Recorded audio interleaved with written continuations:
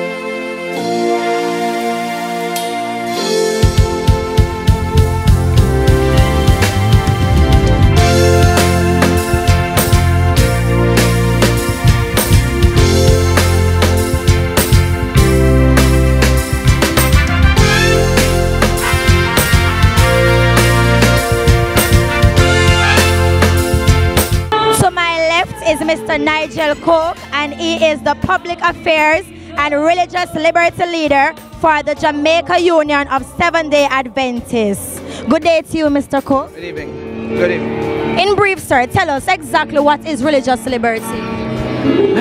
It's the right for any man to worship whomever he wants to worship, whenever and however he wants to worship him. God gave us that freedom of belief, freedom of conscience. It was given to our first parents, Adam and Eve, in the Garden of Eden. And we still have that right to choose a religion or not to choose one. Thank you, sir. So what you're saying, why should we celebrate religious freedom? Because it is a scarce benefit. 76% of the world's population does not enjoy the freedom. And we who enjoy it, we should give thanks to God and to country. When we give thanks, we establish the fact that freedom of religion is a necessity in every country, and the world will go out to other parts of the world that freedom must reign. Thank you very much. It is indeed a blessing that the Seventh-day Adventists have spearheaded this assembly. Tell us, what was the main goal coming into today? The main goal is to bring the people together of all religions to say thanks to God and country. It was the main aim. Then the next focus we had was to reignite in people's mind and heart the fact that we are free and we should not take it for granted. This freedom is quite fluid. At any moment it can also disappear. We saw what happened in France, and so we are saying to the people, don't take this for granted. And the third objective, to launch the National Religious Liberty Association, which is non-sectarian and which will fight for the right of everyone in Jamaica for freedom of religion. The attendance here today, what did you think of that? I think it was great. I must admit there was some doubt, and we said let's see what happens. But when Pastor Glenn Samuels from the West called me last night and told me he had like 22 coasters coming in and 15 IAs and 100 vehicles, and I like, okay. So I said, what's the number? He says about 1,005, and I said, okay, if you bring 1,500, we are safe. Because that's from as far as the western end of the country. So I give God thanks thanks and praise for this. We needed this. Jamaica needed it. The churches needed it. Let's praise the Lord. Let's be our brother's keeper and serve the God in the beauty of holiness. Thank you very much, sir.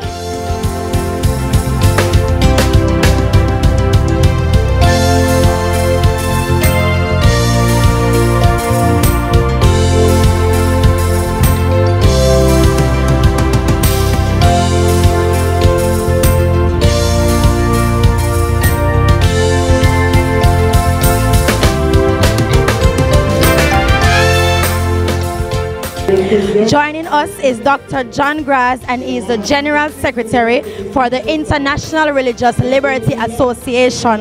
Welcome, Dr. Grass. Yeah, a pleasure to be here. Okay, Dr. Grass, I know that you have traveled extensively throughout the world promoting religious freedom and all its aspects. Tell us what it is like.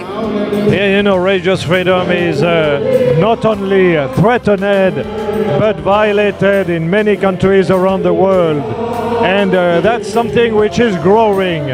It means everywhere we have religious freedom, we should say thank you to God and to the country for this freedom we have. Thank you very much, Dr. Grass. This festival here today, how do you hope that it will help? That was a fabulous festival, very well organized. It was full. It means it went beyond our expectation. And one of the great outcomes is, of course, the beginning of the Association for Religious Freedom here in Jamaica. That's something very concrete, and the spirit of the festival will continue through the association. Thank you very much. It was nice having you, and all the best in your future endeavors. Thank you. It was a pleasure to be with you.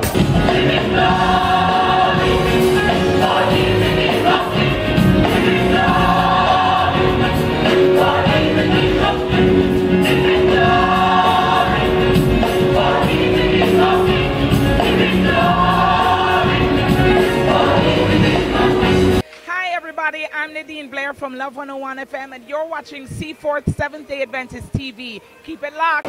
This is VOP, Voice of the People. I'm your host, Stasha. Standing here with me is Terrian. Now, Terrian, can you tell me what were your expectations for today? Well, pretty much I expected to be informed about being free to worship. Whether you're from an Adventist church, or you're from a Sunday worshiper church, or you're Muslim, or whatever denomination that you're from, I really thought that we were going to be told about our freedom to worship. Okay, were those expectations met? Yes, they were met. I, in particular, love the sermon by Pastor Glenn Samuels, because he said to us that it doesn't matter where you're from, that we all still serve the same God, and that if we want to be respected, if we want our freedom to be respected, we have to respect other people's freedom as well. So for me, yes, it was really met. I really enjoyed the entire day's program. So indeed you had fun? I definitely had fun. Okay, thank you. Sitting beside me is Shireen. Now, Shireen, can you tell me what were the expectations you had for today? My expectations are basically, as an Anglican by faith, I came because I saw the advertisement, the brochure at church, and my friends decided that we'll visit. But I don't think I'm disappointed. I think it was a well-planned, a well-executed service. The sermon was good. And as your preacher for the day said, what we need to do is to reach out to others and extend humanity to all. But overall, it was not beyond my expectations. I didn't know what to expect as an Anglican, but as I came for a service for the wider community ordination at large. Okay, so from the previous presentations up until the sermon, you were blessed, you enjoyed everything? I enjoyed the entire service. I was truly blessed. I enjoyed the singing. It was good. The praise and worship, superb. Okay, do continue to have a wonderful time. Thank you. Thank you. Thanks for watching the Talk About Jesus People's program. I hope you enjoyed part 1 of our 2-part series on the Festival of Religious Freedom celebration. We hope that you will join us for part 2, in which we will bring the interviews of President of the Jamaica Union, Pastor Everett Brown, President of the East Jamaica Conference, Pastor Eric Nathan, and Elder Philip Castell, Communication and Religious Liberty Director for East Jamaica Conference. We will also be hearing from Love FM's Nadine Blair. Click the link in the video description below to follow us on Facebook and keep up to date with what's happening with the Seaforth SDA communication team. From Seaforth SDA TV, I am Andrew Forsyth.